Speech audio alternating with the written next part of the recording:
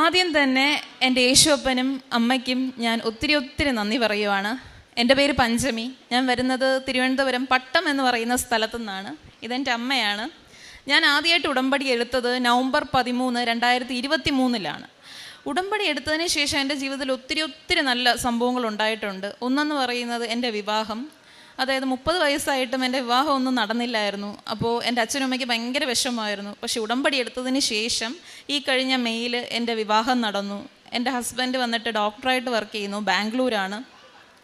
പിന്നെ വന്നിട്ട് എനിക്ക് പറയാനുള്ളതെന്ന് പറഞ്ഞാൽ ഞാനൊരു IT കമ്പനിയിലാണ് വർക്ക് ചെയ്യുന്നത്, ടെക്നോ പാർക്കിൽ.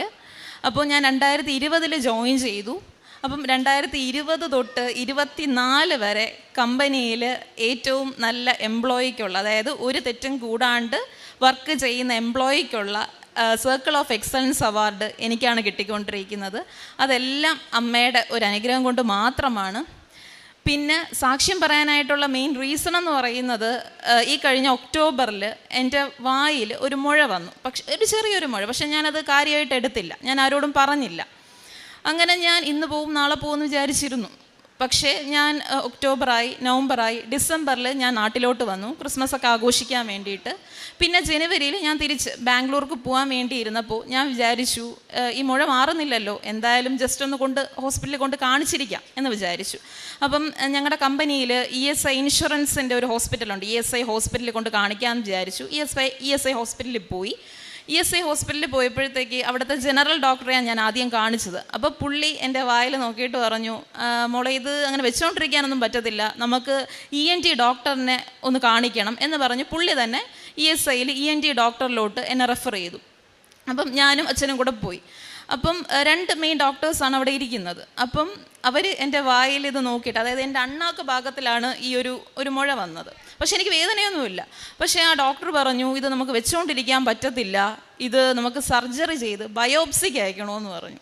അപ്പോൾ ഈ സർജറി ബയോപ്സി എന്നൊക്കെ പറഞ്ഞപ്പം ഞാനങ്ങ് വല്ലാണ്ട് പേടിച്ചു പോയി. അപ്പം ഞാൻ ചോദിച്ചു, ബയോപ്സിയോ? അപ്പം ഡോക്ടർ പറഞ്ഞു, കുഴപ്പമില്ല മോളെ, നമുക്കൊരു കാര്യം ചെയ്യാം, ആദ്യം മോളുടെ ബ്ലഡ് ഒന്ന് കൗണ്ട് നോക്കാം, പിന്നെ ECG ഒന്ന് എടുത്ത് നോക്കാമെന്ന് പറഞ്ഞു. പക്ഷേ ബ്ലഡ് കൗണ്ട് എടുത്തപ്പോഴത്തേക്ക് എൻ്റെ ബ്ലഡിൽ നല്ല വ്യത്യാസം, അതായത് WBCയും പ്ലേറ്റ്ലെറ്റ്സിലൊക്കെ നല്ല കൗണ്ട് വ്യത്യാസം. അപ്പോൾ അവർ പറഞ്ഞു, ഇത് വെച്ചുകൊണ്ടിരിക്കാൻ പറ്റത്തില്ല എന്ന് പറഞ്ഞു. പക്ഷേ ECG എടുത്തപ്പോൾ ECGയിലും, പക്ഷേ പേടി കൊണ്ടാണോ എന്നറിയത്തില്ല, ECGയിലും നല്ല വേരിയേഷൻ.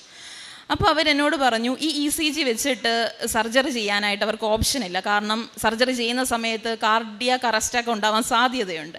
അപ്പോൾ എന്നോട് പറഞ്ഞു, ഈ ഹോസ്പിറ്റലിൽ കാർഡിയോളജി ഡോക്ടർ 1 മാസത്തേക്ക് ലീവാണ്, അതുകൊണ്ട് ഇയാളൊരു കാര്യം ചെയ്യണം, ഞങ്ങൾ മറ്റൊരു ഹോസ്പിറ്റലിലോട്ട് റെഫർ ചെയ്യാം, അവിടെ ചെന്ന് സീനിയർ കാർഡിയോളജി ഡോക്ടറെ കണ്ടിട്ട് അയാളുടെ കയ്യിൽ നിന്ന് ഫിറ്റ്നസ് സർട്ടിഫിക്കറ്റ് ഉണ്ടെങ്കിൽ മാത്രമേ സർജറി ചെയ്യാൻ പറ്റത്തുള്ളൂ എന്ന് പറഞ്ഞു.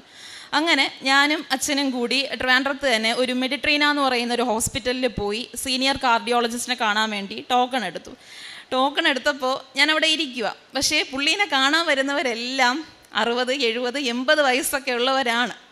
അപ്പം ഞാനങ്ങ് എനിക്ക് ഭയങ്കരമായിട്ട് അങ്ങ് സങ്കടം തോന്നി. എൻ്റെ ദൈവമേ, ഈ ഒരു പ്രായത്തിന് ഇനി ഹാർട്ടിനും കൂടെ കുഴപ്പമുണ്ടെന്ന് പറഞ്ഞു കഴിഞ്ഞാൽ ഇനിയിപ്പോൾ എന്താ ചെയ്യുക എന്നുള്ളത് ഞാൻ വിചാരിച്ചു. അപ്പോഴെല്ലാം എനിക്ക് കരയണമെന്നുണ്ട്, പക്ഷേ ഞാൻ കരഞ്ഞില്ല, ആൾക്കാർ കാണത്തില്ലേ, അതുകൊണ്ട് ഞാൻ കരഞ്ഞില്ല. ഞാൻ ഉടമ്പടി ലോക്കറ്റ് കയ്യിൽ തന്നെ ഇങ്ങനെ ഇറുക്കി പിടിച്ചിട്ടുണ്ടായിരുന്നു.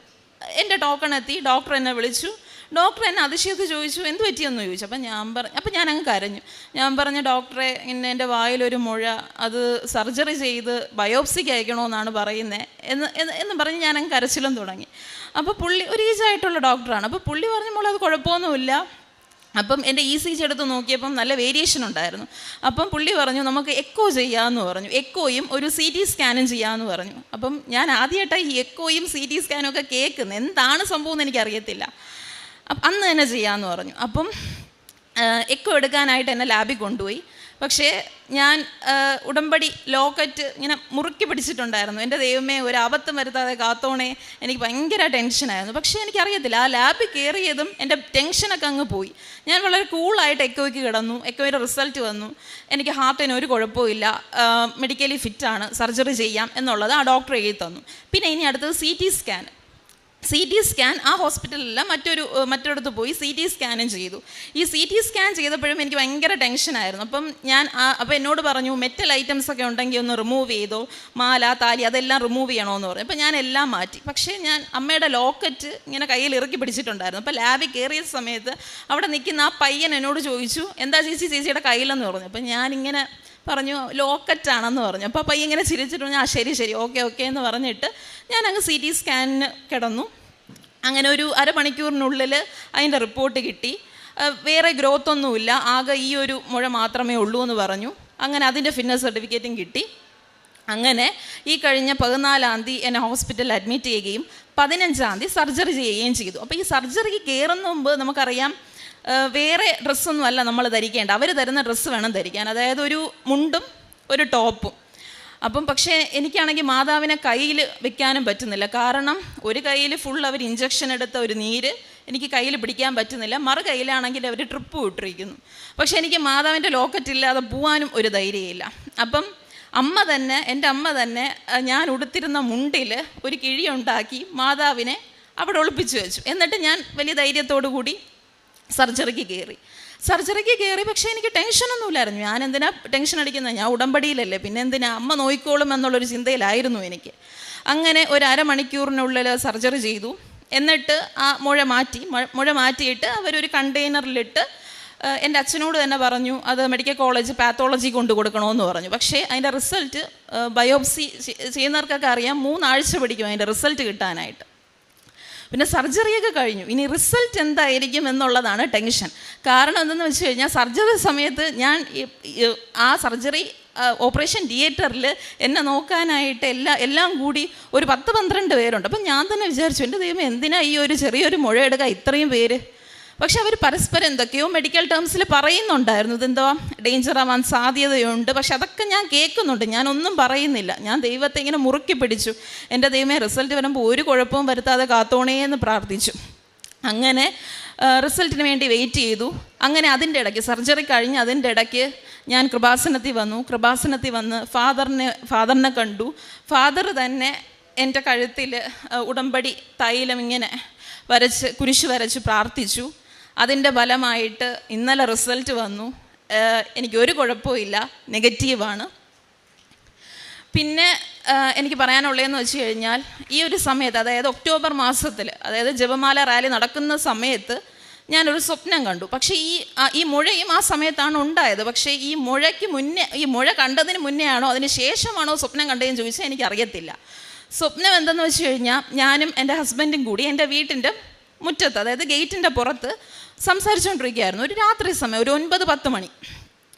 ആ സമയത്ത് ഞാൻ എൻ്റെ വലത്തേ കയ്യിൽ അമ്മയുടെ ലോക്കറ്റ് ഇങ്ങനെ ഒളിപ്പിച്ച് വെച്ചിരിക്കും, ആർക്കും കണ്ടുകൂടാ. എൻ്റെ ഹസ്ബൻഡും അത് കണ്ടിട്ടില്ല. ഞങ്ങളിങ്ങനെ എന്തോ സംസാരിച്ചുകൊണ്ടിരിക്കുകയെ ആകെ ഒരു സ്ട്രീറ്റ് ലൈറ്റ് മാത്രം ഉണ്ട്. 1-2 വണ്ടികൾ അങ്ങോട്ടും ഇങ്ങോട്ടും പോകുന്നുണ്ട്.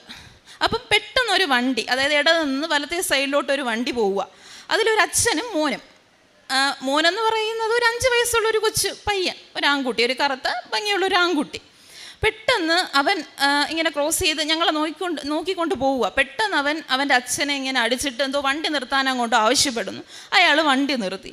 ഈ 5 വയസ്സുള്ള ഈ പയ്യൻ പെട്ടെന്ന് ആ ബൈക്കിൽ നിന്ന് ചാടി ഇറങ്ങി റോഡ് മുറിച്ച് ഞങ്ങളുടെ അടുത്തോട്ട് വന്നു. ഞാൻ പെട്ടെന്ന് അയ്യോ എന്ന് വിളിച്ചു. കാരണം മറ്റ് വണ്ടി വരുന്നൊന്നും പോലും നോക്കാതെ ആ പയ്യൻ എൻ്റെ അടുത്തോട്ട് വരിക.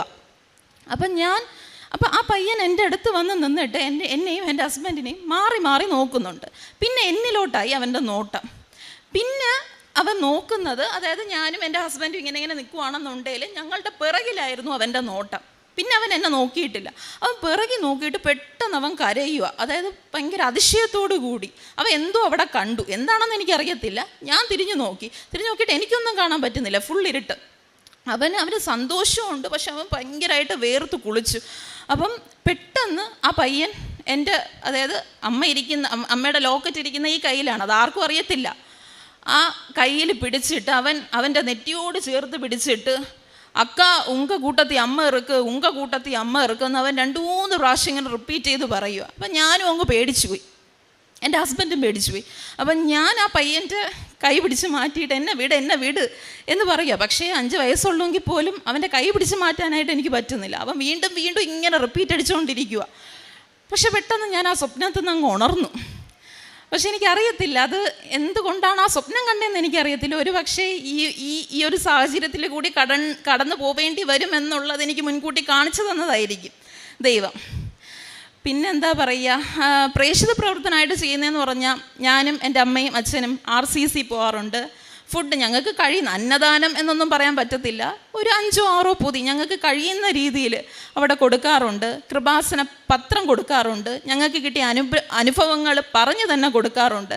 പിന്നെ ഞങ്ങളുടെ വീട്ടിൻ്റെ അടുത്ത് ഒരു ഓർഫണേജ് ഉണ്ട്, അതായത് ഒരു 26 അമ്മുമ്മമാരുള്ള ഒരു ഓർഫണേജ് ഉണ്ട്. അവിടെ എപ്പോഴും പോവും, അവരോട് സംസാരിക്കും, അവരോട് സമയം ചെലവഴിക്കും, അങ്ങനെ പല കാര്യങ്ങൾ ചെയ്യാറുണ്ട്. പിന്നെ എനിക്ക് തോന്നുന്നു ഉടമ്പടി എടുത്തതിനും എടുക്കുന്ന മുമ്പും ഉള്ള എൻ്റെ സ്വഭാവത്തിലെ വ്യത്യാസം എന്ന് പറഞ്ഞു കഴിഞ്ഞാൽ, എടുക്കുന്നതിന് മുൻപ് എനിക്കിപ്പോൾ ഒരു പാവപ്പെട്ട ഒരു വ്യക്തിനെ കണ്ടു കഴിഞ്ഞാൽ എനിക്കങ്ങനെ എന്താ പറയുക, പാപം എന്ന് തോന്നും. പക്ഷേ അവർക്ക് വേണ്ടി പ്രാർത്ഥിക്കാനോ അവർക്ക് വേണ്ടി എന്തെങ്കിലും ചെയ്യാനോ എന്നൊന്നും എനിക്ക് തോന്നത്തില്ല, കാരണം അവരെൻ്റെ ആരും അല്ലല്ലോ എന്നുള്ളൊരു തോന്നൽ.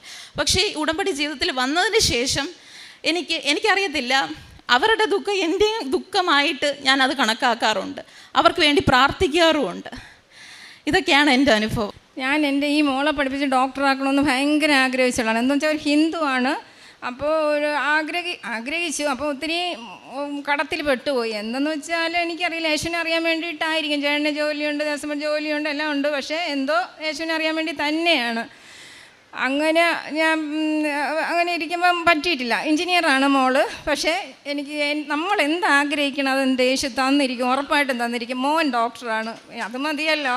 ഇപ്പോൾ മോളായില്ലെങ്കിലും മോനായി. അതുകൊണ്ട് എല്ലാവരും വിശ്വസിക്കാനാണ് ഞാൻ പറയണത്. എല്ലാവരും തീർത്ത് വിശ്വസിക്കണം. ഇപ്പം തന്നെ മോൾക്ക് ഈ അസുഖം വന്ന് ഞാൻ എന്നും പ്രാർത്ഥിക്കണത്, ഞാൻ ഭയങ്കരമായിട്ട് ദൈവത്തിൽ വിശ്വാസവും ബൈബിൾ വായിക്കും അങ്ങനെയൊക്കെയാണ്. പക്ഷേ മോളും ചേട്ടനും അത്രയ്ക്കില്ല. അപ്പം ഞാൻ എന്നും പ്രാർത്ഥിക്കും, എൻ്റെ ചേട്ടനും മോളും എന്നെ പോലെ ഭയങ്കരമായിട്ട് വിശ്വസിക്കണേ എന്ന് ഞാൻ എപ്പോഴും പ്രാർത്ഥിക്കും.